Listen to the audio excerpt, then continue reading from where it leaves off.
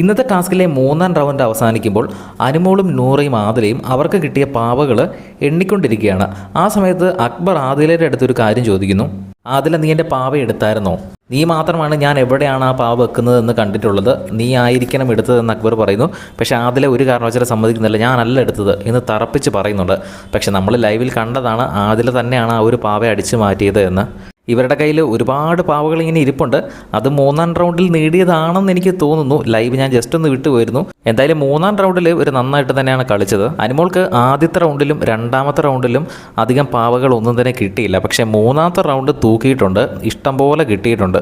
ആദ്യത്തെ റൗണ്ടിലും രണ്ടാമത്തെ റൗണ്ടിലും അനീഷിന് നല്ല രീതിയിൽ പാവകൾ കിട്ടി, ആര്യനും കിട്ടി. ആര്യന് എല്ലാ റൗണ്ടിലും തന്നെ കിട്ടി.